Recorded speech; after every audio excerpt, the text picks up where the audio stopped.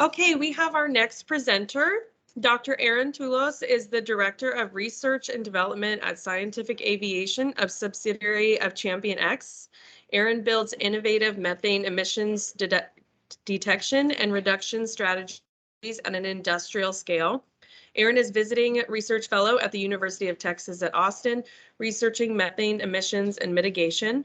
Prior to her current roles, she worked in industry, including most recently at ExxonMobil, where previous responsibilities included research in emissions and environmental science, management of a portfolio of federal air regulations, and as a refinery environmental regulatory advisor. She holds a Bachelor of Arts and a PhD both in physical chemistry from Texas A&M University. ChampionX is a global leader in providing chemistry programs and services, drilling technology, artificial lift solutions, and automation technologies for the upstream and midstream oil and gas industry. Our world-class safety culture fuels our purpose to improve lives through our commitment to deliver sustainable operations. So Erin's going to be presenting virtual.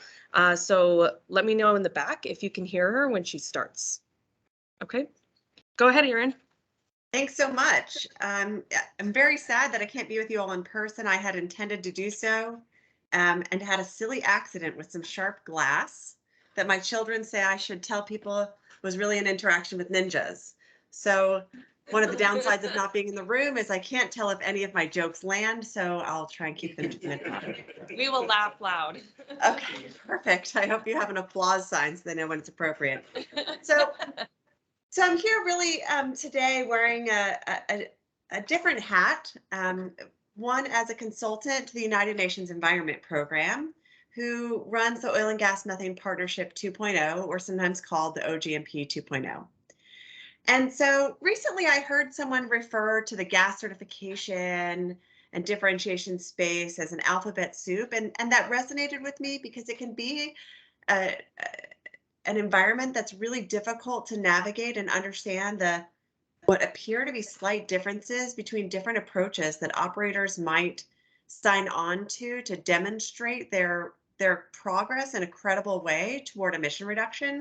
And so today I'm going to focus only on the Oil and Gas Methane Partnership, but glad to take questions about how that fits into a greater context. The Oil and Gas Methane Partnership 2.0 stands out in my mind because it's not a green initiative per se. It's really a partnership, a coalition of the willing to accelerate action. This is a partnership of companies, 77 companies and growing, of partners that are rolling up their sleeves and establishing the how to progress methane emissions mitigation informed by a measurement-based inventory, and then doing it on an accelerated timeline.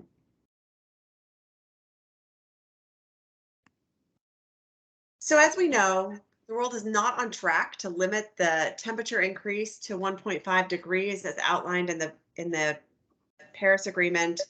And we see in a variety of different reports, in the UNEP emissions gap report, or even in the more recently published IPCC report, that we still have a lot of work to do. And so this is an issue that I believe is near and dear to the hearts of everyone sitting in the room. We're an environmental community that comes together to find common sense solutions to get the right cost-effective actions into place. But as you all know, we manage what we measure. And so getting those cost-effective actions into place really comes down to fully understanding and appreciating the sources of emissions. The recently published IPCC mitigation report points out that deep greenhouse gas reductions are needed by 2030 and 2040, and particularly methane, highlighting, as many others have, that methane emissions reductions is mission critical to the short term to stave off the most significant peak warming. Of course, this was prominently highlighted as well in the fall during COP26, where 110 companies joined the Global Methane Pledge, and 70% of GDP was covered by the signatories, which all agreed to a 30% methane reduction target by 2030. However, we know through academic studies and geostudies and studies that operators have taken on themselves, Our current emission factor-based inventory approach in the US and even less sophisticated approaches we find on a global basis at large don't fully represent what's observed by measurement. And so closing that gap to make sure that we're putting the resources cost effectively to the most impactful methane reductions is paramount. And I think that's what was top of mind when the joint European and US press release pointed at the International Methane Emission Inventory as playing an important role in delivering the global methane pledge. The International Methane Emissions Inventory was launched at the G20 summit, and it's a data-driven, action-focused initiative by the United Nations Environment Program with support from the European Commission to catalyze dramatic reduction of methane emissions reductions, starting with the energy sector. And again, it comes down to because we manage what we measure. So the International Methane Emissions Observatory is really a data stacking, if you will, that brings together different spatial and temporal data sources and helps reconcile one to the other. So the first step in the International Methane Emission Inventory is to receive data. That data will come in from the Oil and Gas Methane Partnership annual reporting reports, and I'll talk about those more in a moment when I dive deeper into the OGMP. It also includes science measurements and national inventories and satellite data. These are all brought together in a massive data fusion where data scientists will apply, and here truly in my mind is an alphabet soup, all the big data and the data science and the machine learning and all of those tools that are far outside of my field, and identify and reconcile the inconsistencies, find the gaps, feed back to what additional measurements are necessary, and generate global products that can fully inform next steps in terms of global methane emissions reductions. So the types of products that are envisioned to be developed by the International Methane Emissions Inventory include, full methane emission data sets, annual reports, direct measurement studies, science-based implementation. And the idea here is there are quite a number of companies, many of you are very likely sitting in the room, that are already doing quite a lot to better understand your emissions, to characterize them, to reduce them, to measure them. But companies are largely doing this individually, and to accelerate action at the scale that's necessary, we'll have to come together and pool that learning in a centralized location. And the International Methane Emission Inventory seeks to step into that gap. As I mentioned a moment ago, one of the most important pieces of information comes from the Oil and Gas Methane Partnership reports. So at its core, what is OGMP 2.0?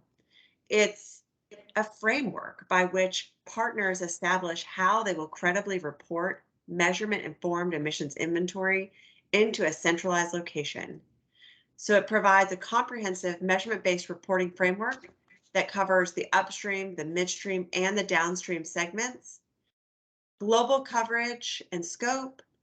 It's public, it's private, it's national oil companies. In fact, the assets already represent greater than 50% of global oil and gas production in over 60 countries today. You can see just a quick snapshot of some of the diversity of the membership companies and some of the partners involved. And my favorite, this global map depiction of the coverage we have for participation from assets literally across the world. The OGMP 2.0 is often called the gold standard of methane reporting. That's because it's the only comprehensive measurement-based reporting framework for the oil and gas industry today. It's not a certification. And what I mean by that is certifications often have an output, and I'm not sure if Laura was speaking before me or after me, so not to jump too far ahead, but certification seeks to enable monetization of these reductions. And in this case, it's just a measurement and reporting framework on which an operator could choose to lay a certification program or not. So it's not really an either or, it's a how do we move to a measurement-based approach. Member companies report on all their material sources from both their operated and non-operated assets from all segments of the value chain. Excluded are things like gas stations or petrochemical refining, but otherwise, a company that has upstream, midstream assets, everything, when a company signs up to be a member of the partnership, everything is included. There's no selection of one or two well sites, no selection of our best performing assets. It's not based on a particular location. It's a full in demonstrated commitment to report on a measurement basis under a credible and standardized framework. And therefore, the OGMP 2.0 provides assurance that member companies reaching the gold standard, which I'll describe in a moment, are managing their emissions responsibly because it's occurring on a measurement basis with a target in mind that's tracked over time. The European methane strategy described it as the best existing vehicle for improving measurement, reporting, and verification capability in the energy sector. And accordingly, we saw the OGMP 2.0 serve as the basis for the Commission's methane regulation just this past December. Inherently within the OGMP 2.0, I talk about measurement-based reporting, and lots of people have ideas about what that looks like. But essentially, we've laid out the framework in 5 levels. The first is venture and asset reporting, and the second is based upon emissions categories.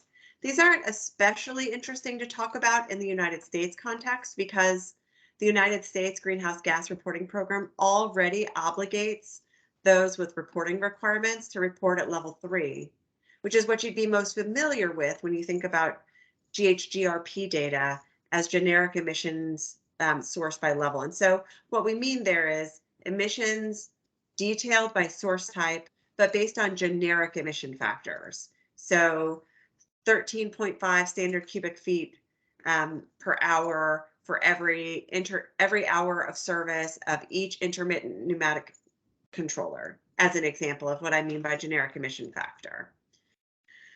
What the OGMP 2.0 reporting framework challenges operators to do is to move beyond these generic emission factors. And we all know intuitively that that's necessary. We know that we like generic emission factors because they're a consistent basis and one that we're all familiar with, and many of us have already operationalized within the context of our companies. We know that they have their strengths, and they do. And the purpose for which they're generated was historically to build up a national emission inventory. And so on a national average basis, it's a really good approach. But what we all intuitively also know is that these methods don't describe an individual asset or piece of equipment well, particularly when you go to compare two really similar assets or pieces of equipment. And so the OGMP 2.0 reporting level 4 moves to continue to appreciate the necessity of source level inventories to inform mitigation strategies, but introduces measurement and more detailed source and asset specific methodologies and activity factors to describe source level emissions for individual assets.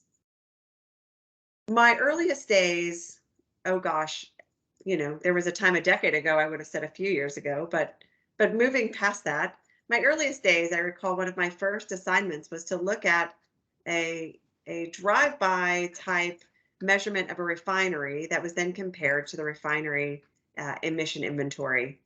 And the discussion was, how do you compare a national, an annual emission factor based inventory to a snapshot measurement? Well, that measurement took place over the course of 1 minute, 3 minutes, 2 hours. It certainly wasn't 8,760 minutes or hours rather. And so really thinking about how to make that comparison becomes challenged. And so we know that we need something more granular to understand the spatial and temporal variation of emissions from real sources out in the field. That being said, there's still a great opportunity to miss sources in their entirety.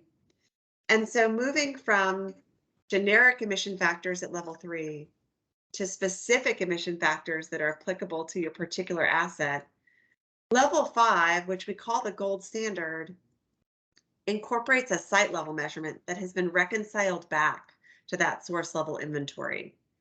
And what this ensures is that we have the right answer in terms of total emissions, but also for the right reasons. In other words, we're able to attribute the emissions to the sources that they came from. And once we know that we have the right number for the right reasons, we can both inform our mitigation strategies in a way that we deploy capital smartly to get the biggest bang for our buck, but we can also credibly report to the public our total emissions and those emissions that we managed to reduce. Member companies within the OGMP 2.0 have their work cut out for them, undoubtedly, but coming together, sharing knowledge, and developing protocols through the sweat equity of the companies themselves, as well as the consulting staff at the United Nations and supporting organizations, there's an aggressive timeline to start doing this work. And so the OGMP member companies, many of which who joined in 2019, join, and that's considered year 0. By year 1, it's expected the companies will submit their first report, which doesn't have to be at level 4 and level 5. It can be at any number of levels, but the companies start building their muscle of reporting, and they'll also submit an implementation plan with a credible pathway to achieve the gold standard for all operated assets by year 3 and all non-operated assets by year 5. OGMP requirements are simple. An operator defines and discloses a 2025 methane reduction target. They submit the implementation plan I just mentioned to demonstrate their pathway.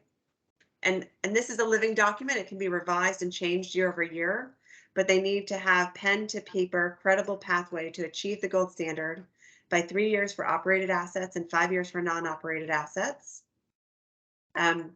And then report annually against those targets on their methane emissions, again, from both their operated and non-operated assets. Publicly reported data is not all of the information we receive at the United Nations from the companies. It's limited in scope to what I've shown here: the declared methane reduction target, the total emissions, and progress toward the targets. And it's in a simple company fact sheet. We've already put out our first report, so you can check out that fact sheet. The confidential asset level data or country level emissions data is not publicly disclosed, but is used in an anonymized and aggregated basis within the International Methane Emission Inventory, or Observatory, coming back to the start of this talk. Companies are expected to have aggressive targets. Individual targets for each company to be reported on and should be ratcheted with time. Again, vary at the discretion of the company.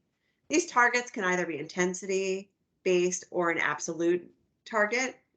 To be aligned with the Paris goals, we recommend that we know industry as a whole needs to meet the targets here, and so we recommend each company target something similar. So at least 45% reduction in terms of absolute emissions by 2025 and 60 to 75% by 2030, or a near zero emissions intensity target. We often point to OGCI when we talk about what does it mean to be near zero. And at the time we started saying that, the intensity target in that instance was 0.25%. Of interest to many companies is that while we define in our measurement reporting framework the principles and rigor with which operators should endeavor to report at levels 4 and 5 their methane emissions, or the numerator of that intensity, we do not a priori prescribe the denominator, appreciating that methane intensity, where we talk about things like methane emissions divided by gas to market, is biased in favor of dry gas operations as opposed to oily production facilities. And so we have the flexibility to allow an operator to define the denominator or the target that makes sense for them.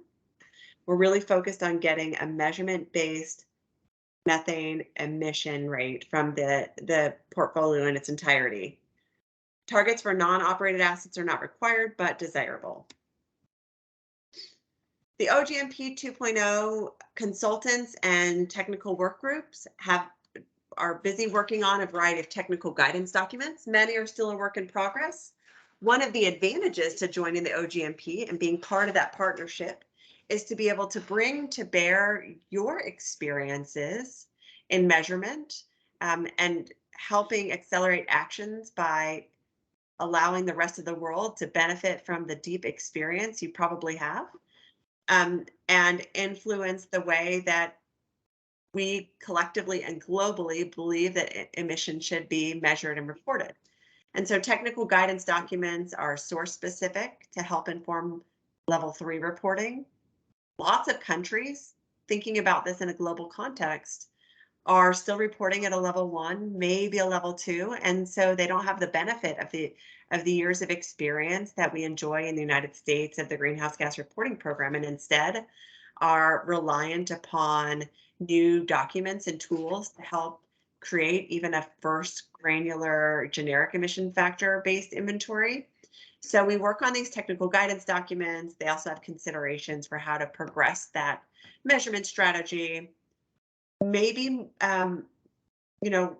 what's near and dear to the hearts of many that I hear from is the technical guidance documents that help describe reconciliation and uncertainty, which is a guidance document that is currently going through the approval process.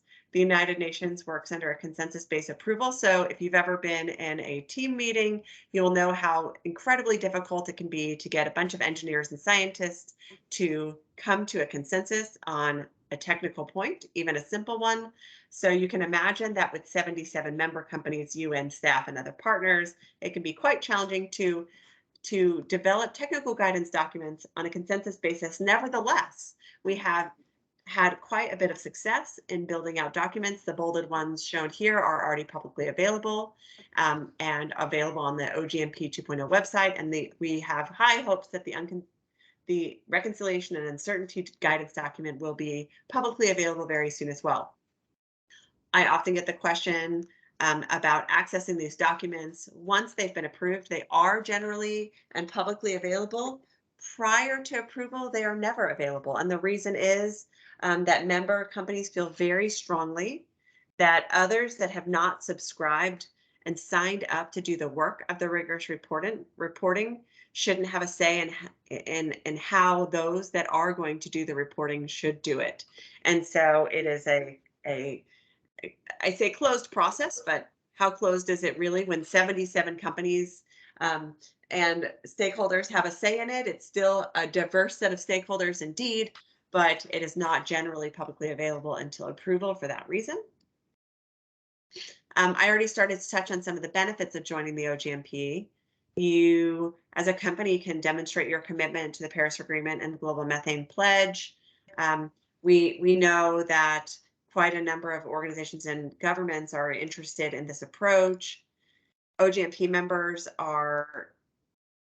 have the benefit of the wisdom of the collective by participating as stakeholders and in our technical guidance groups and the like.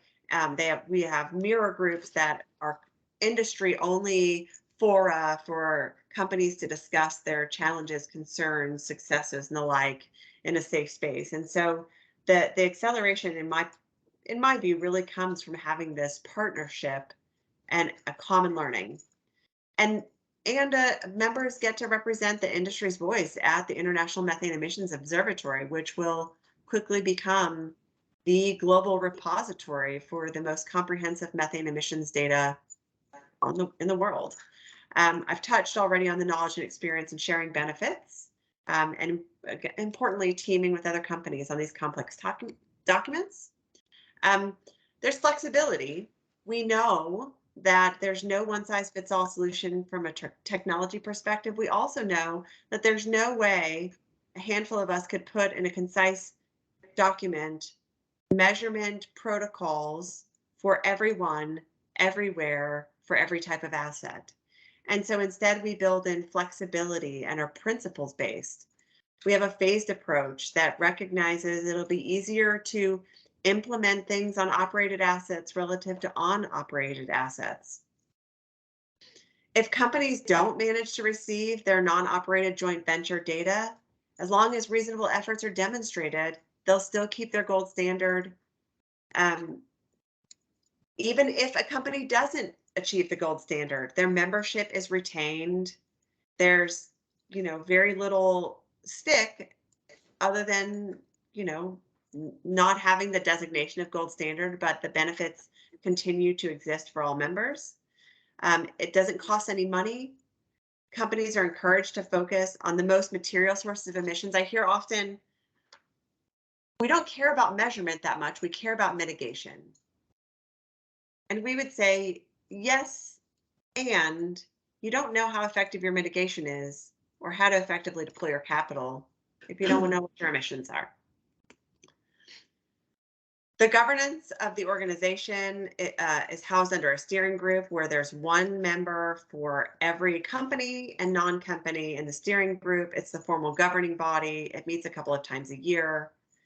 They're supported by 3 technical task forces, one that works on the technical guidance documents for the sources, one that works on the reporting protocols, and the other that works on the uncertainty and reconciliation. I lead that task force. This is a smaller group of participation, but all companies engage their mirror groups. The mirror groups, one for the upstream and one for the mid and downstream, again, are industry only groups that meet and engage at a technical level a couple times a month and are pooling their technical input to their technical representatives to go back to the task force. And it's a safe space, if you will, for companies only. UNEP is not involved, EDF is not involved, the commission is not involved, etc. And then finally, how to join. It's free. Companies sign a memorandum of understanding to express their commitment to the OGMP 2.0 reporting framework. Once companies have signed the MOU, it's also signed by United Nations. And then the companies are invited to the steering group and to the mirror groups and engaged in the process after an introductory call.